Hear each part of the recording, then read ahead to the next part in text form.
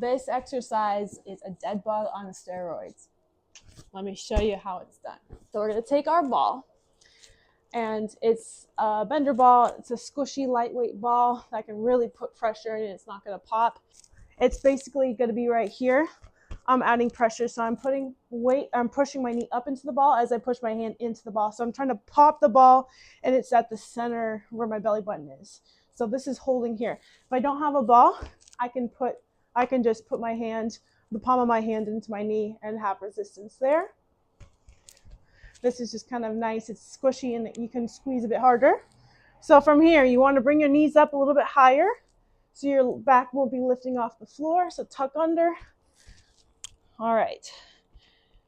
So squeezing, because that's the important thing. We don't want to forget the squeezing while we're moving our limbs here, because there's two things happening.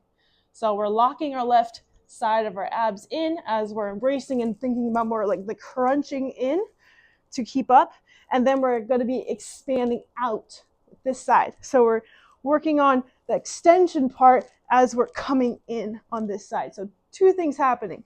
So we want to keep our head up. When we keep our head up, our abs are going to be able to lock in, and our back's able to press into the ground a lot more, so we don't have to think too much. So you're going to start off here. You're going to take an inhale. Keep squeezing that ball now. Exhale as you extend.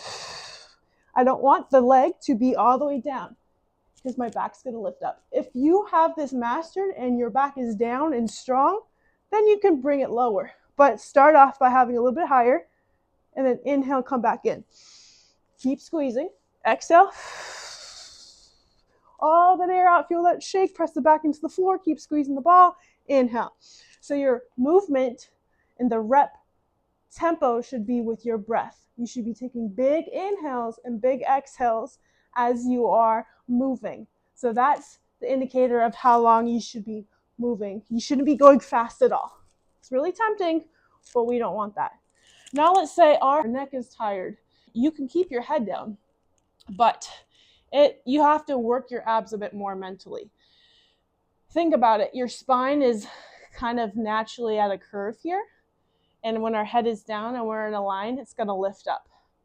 If my head is up, my spine is going to round a bit here because I'm kind of rounding my spine.